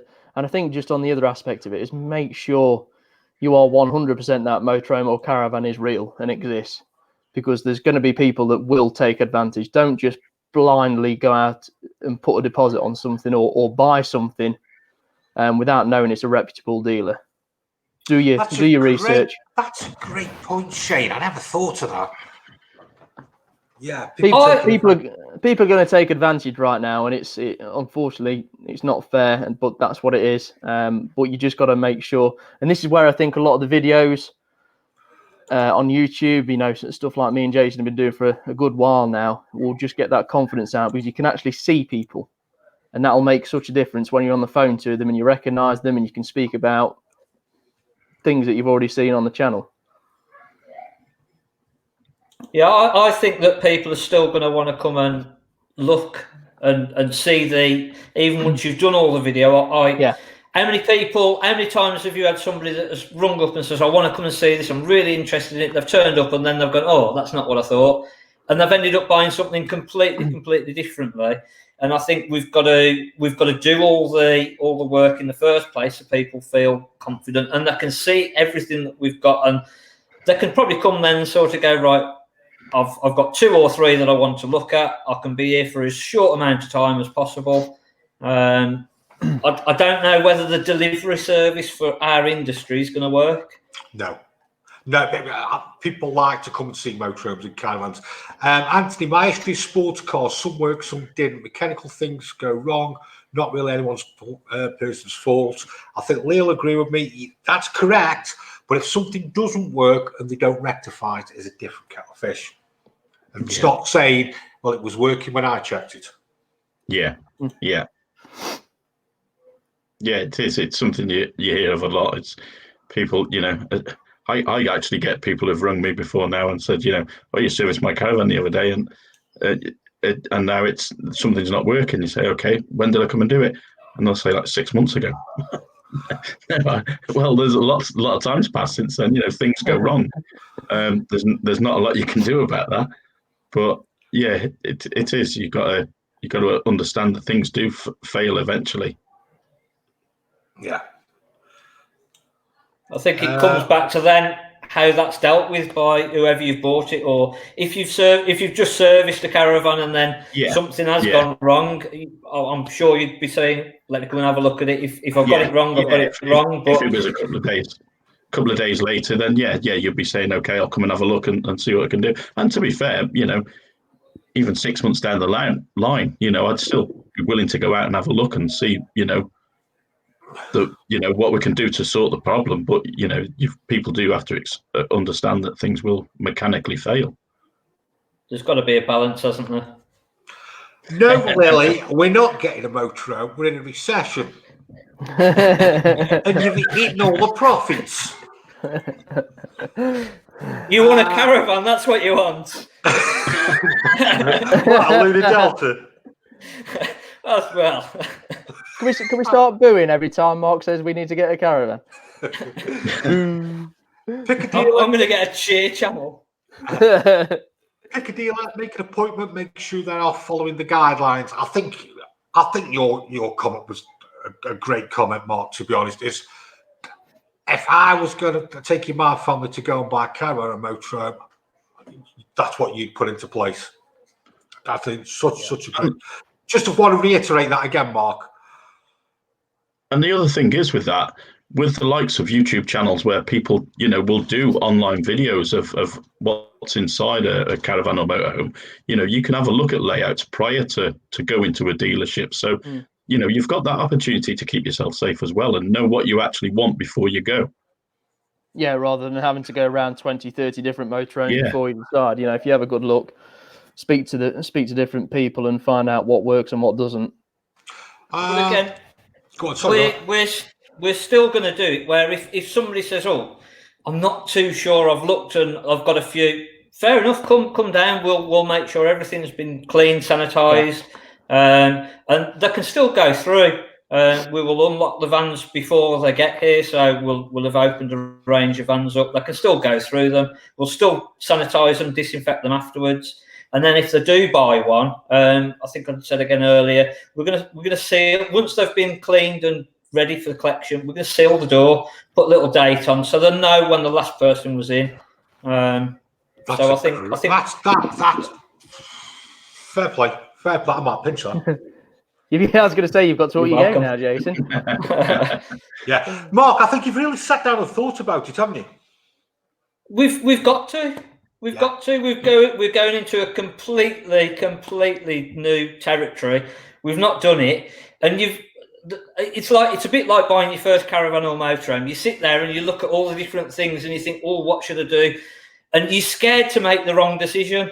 You're worried about actually doing it for making the wrong decision. But actually, when you sit there and you go, hang on a minute, if I don't start doing it now, and I can only just do as much as I can possibly do and put for our situation now, put as much as we can possibly put in. We've just got to do it. Forget about waiting for government guidance, because trying to order things at the minute, it's taking a week, 2 weeks for things to turn up. By the time we open, we want to be ready to go.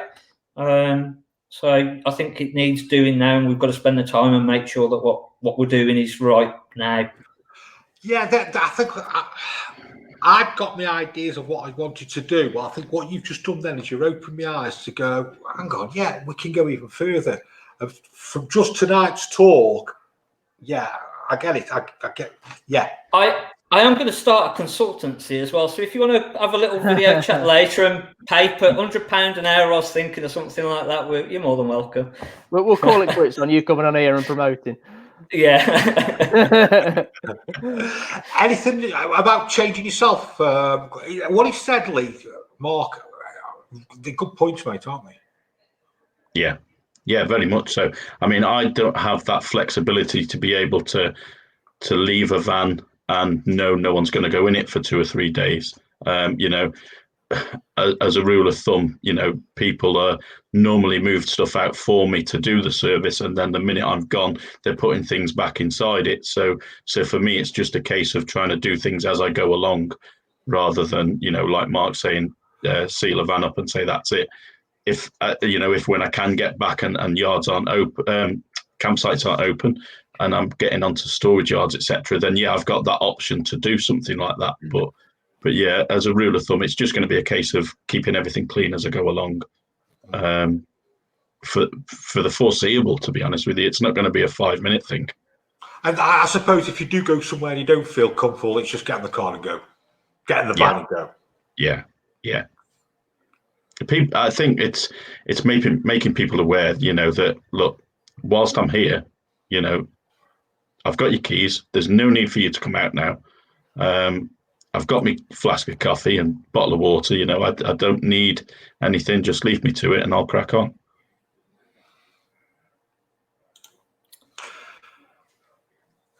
Lee, is Aldi heating easy to fix if it's leaking? Depends where it's leaking. If it's leaking at the header tank, it's not such a bad one, because you've only got to drain the header tank. If it's leaking on one of the convectors or around the boiler, then you've got to drain the whole system to get everything out of it, and then you've got to put it all back together and see if you fix the leak.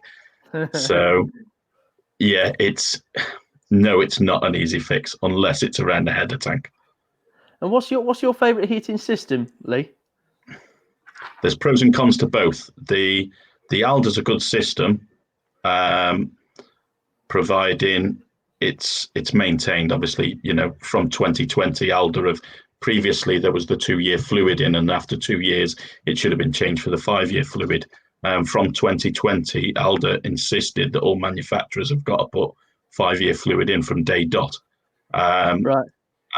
But the Alda system is a great system. It just takes longer to heat up. But once it's up to temperature and you shut it off, you've got that heat circulating for longer. Whereas with the Truma system, it warms up a lot quicker, but as soon as you switch it off, it cools down a lot quicker. So, and what about Whale? Whale are a good system. Second on the fence, isn't he? Yeah, they are a good system. I have to for Whale because I'm their regional warranty agent. Are you busy? Yeah, I bet. No end of problem. That is probably the heating system that I have least amount of faults with is the Whale one. Yeah, I do very little repairs on Whale systems. And are you sponsored by Whale, Lee? It looks like it. we have nothing but problem with Whale. Really? Yeah. To be fair, I don't have any issues with Whale stuff. But then again, you don't see as much of Whale as you do of Alda and Truma. On the mainly in the Baileys. Yeah. The Whales. Yeah, that's the best bit of a Bailey.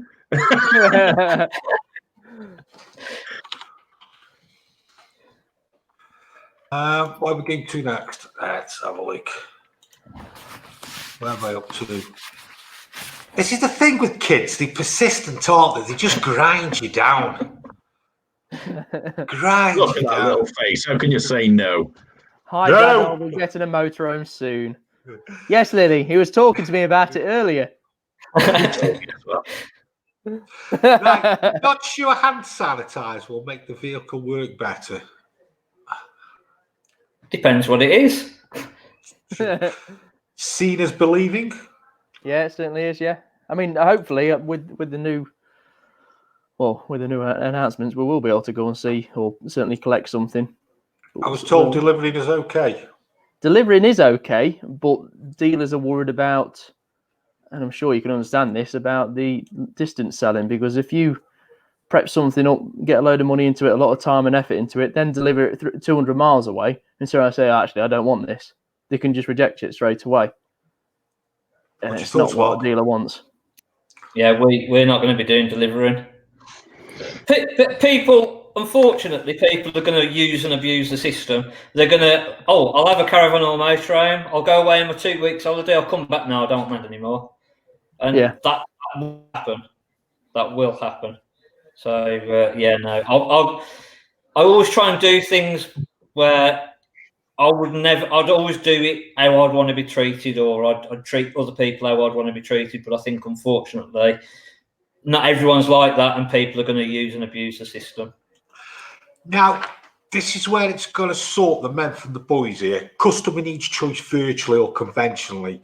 Basically, motorhome dealers now have got to start accepting online and all the platforms that are available. Me and Shane have embraced it quite a bit. You were just coming around to it, Mark, aren't you? Yeah. We've been doing little bits, but we're going into it full steam ahead now.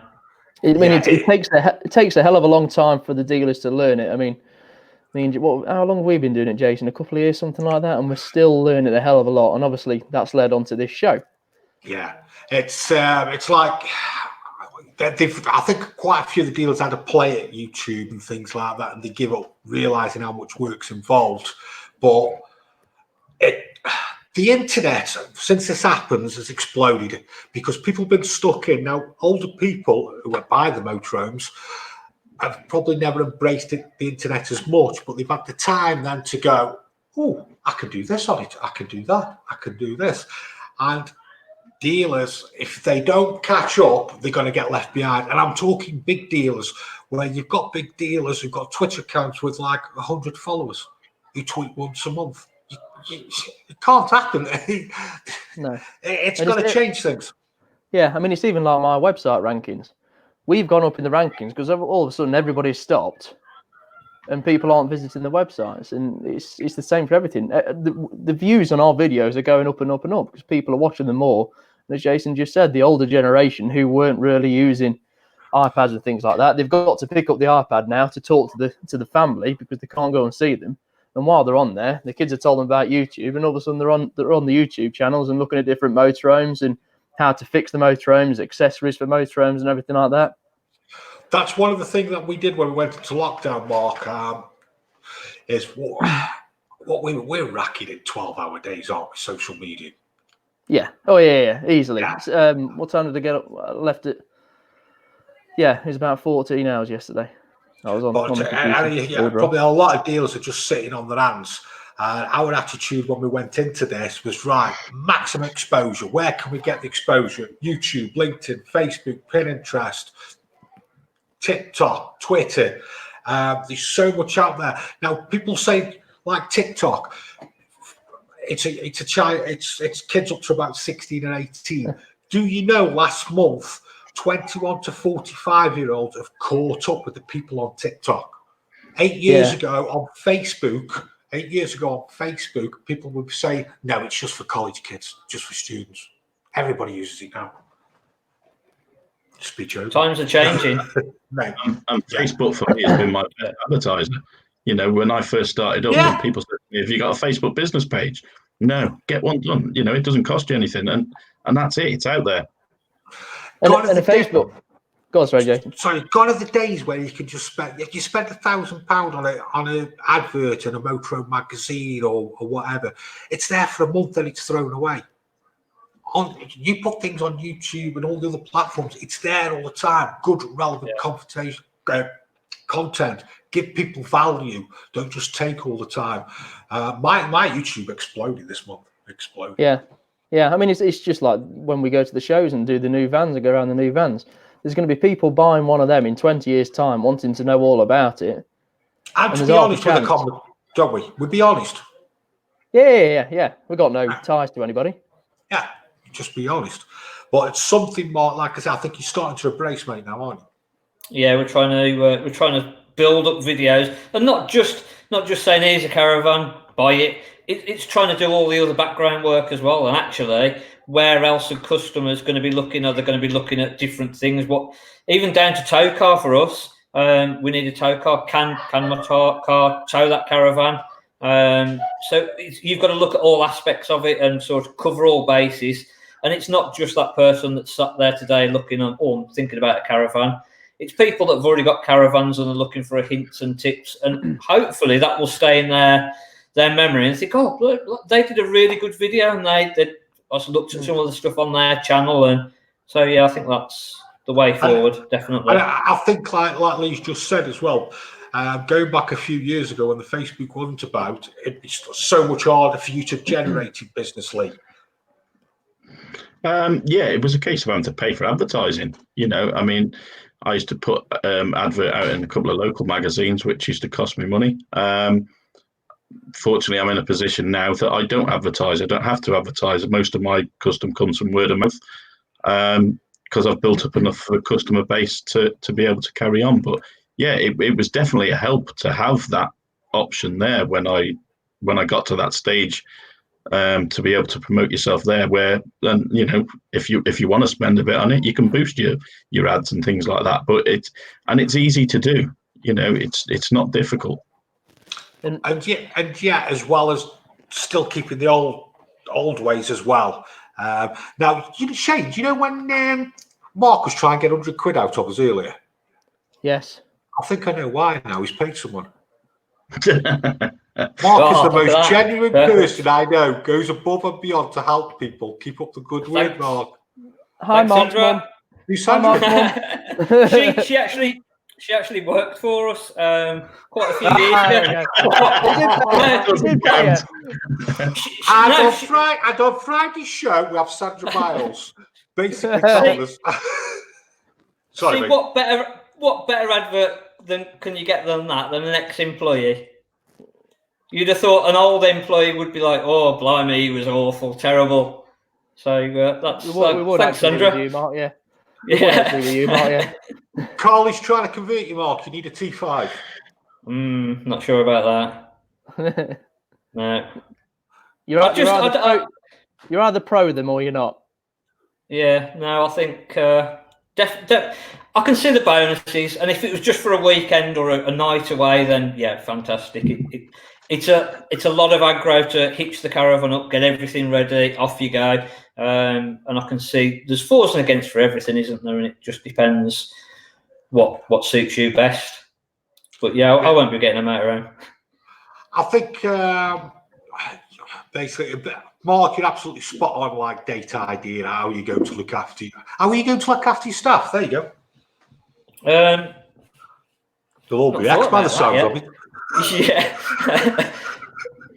Again, it's I've not seen anything what the government are going to do, but I think face masks, hand sanitizer, making sure that we've disinfected everywhere. So even if somebody came on, and you've probably seen it, the asymptomatic, where people have got the virus, but they're not showing any signs, but they're going in. They can just be talking to you and spreading the virus. So I think key is going to be, as soon as anybody has been in, disinfect everything. If they've been in a caravan, if they've touched it, disinfect absolutely everything. It's going to keep us safe, them safe, and I think we've just got to do. What about wearing gloves, Shane? Mark? I think service engineers were going to make sure that they wear the gloves, and I can sort of see fors and against with the gloves. I think salespeople are going to make sure that they're washing the hands. So there's going to be a bit of a balance there of exactly who it is. Probably the cleaners, I think we're going to get them to wear gloves. And again, once they're going to be handling disinfectant, so hopefully they can just disinfect the gloves as they're going along as well. But I think probably the salesperson I think it's going to be a case of hand sanitizer, bare hands, mask. But I think it's so cool to see older people like Mark, Shane, and Lee making content on YouTube. no, I think because it ends up being so unique. Just Jason. I'm not answering that. I'm surprised you could even work the internet, to be honest. We've had this we've had this idea for about a year. I watched Jason's video already tonight before the show started. Someone else has been paid. No, who's next?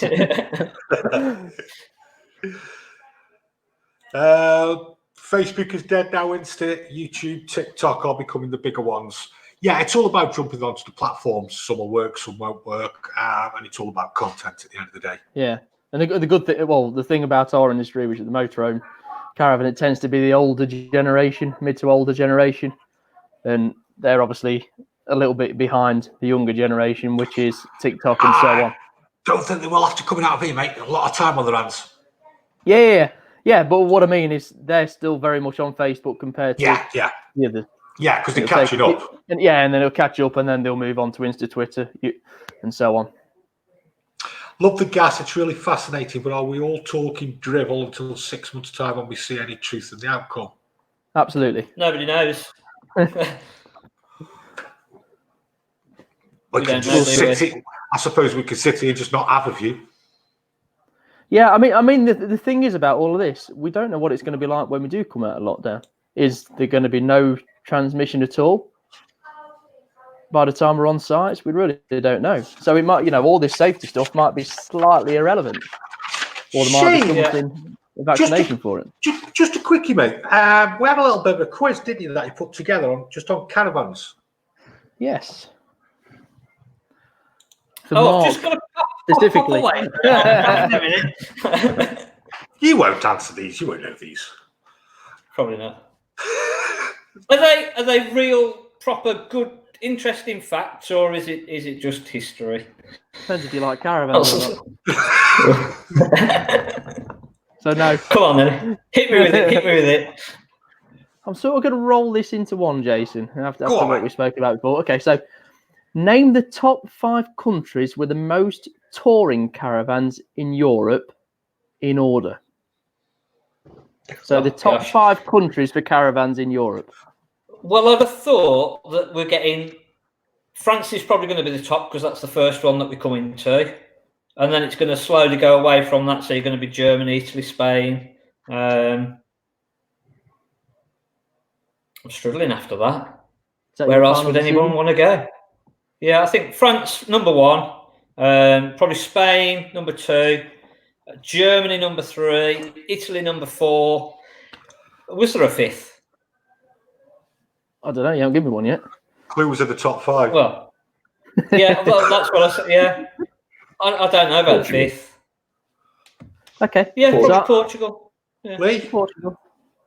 Well, I got a lot of customers go Portugal. Good shout. Okay. What would you go at, Lee? So top 5.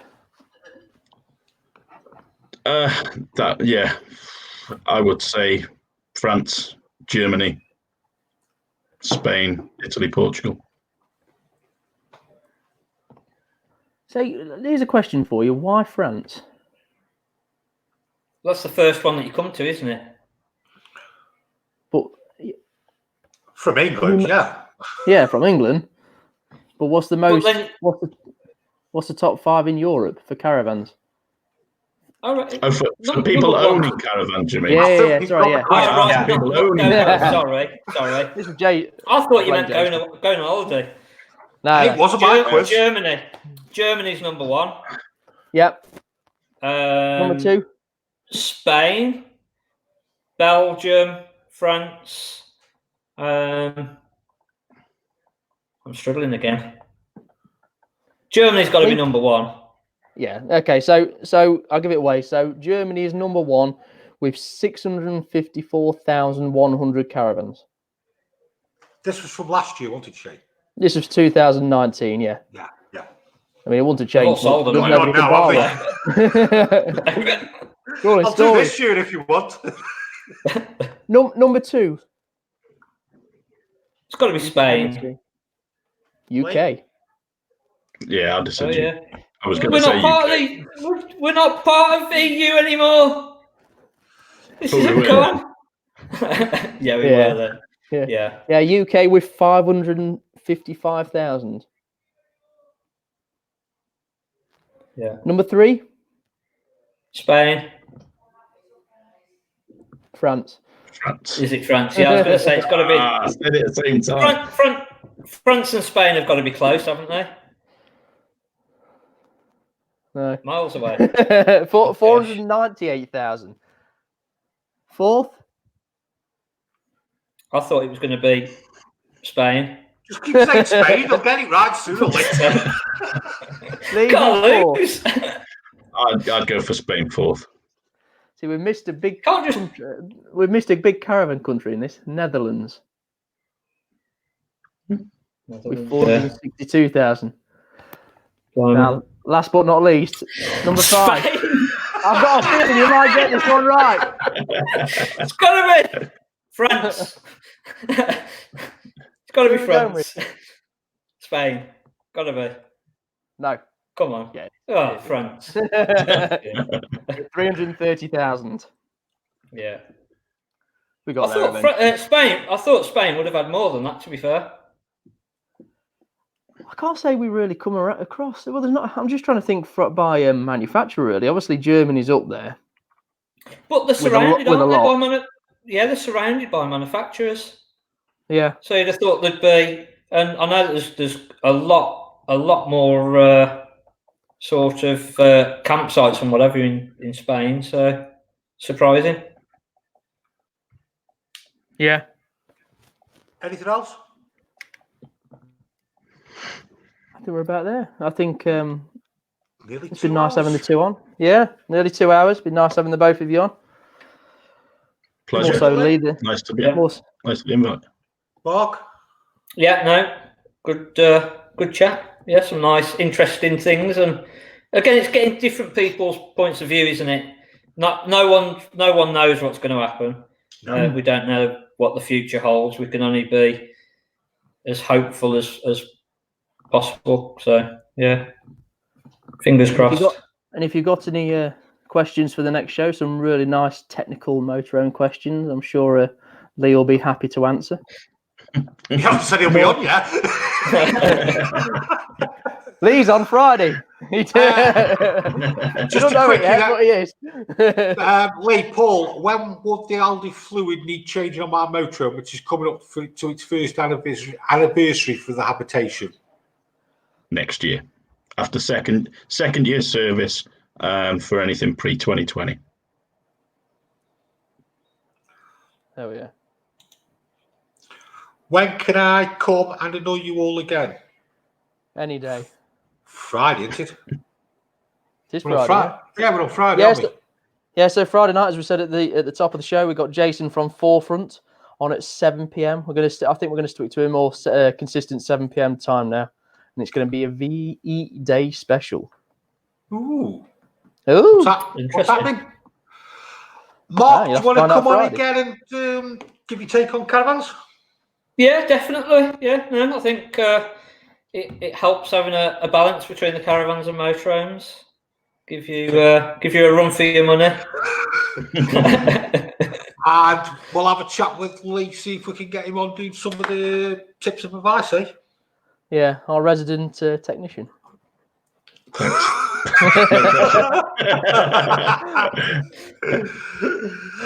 All right, thanks everybody. If you want any questions, follow us on Twitter, on Instagram. We'll see you all Friday. Thanks everybody. Stay safe.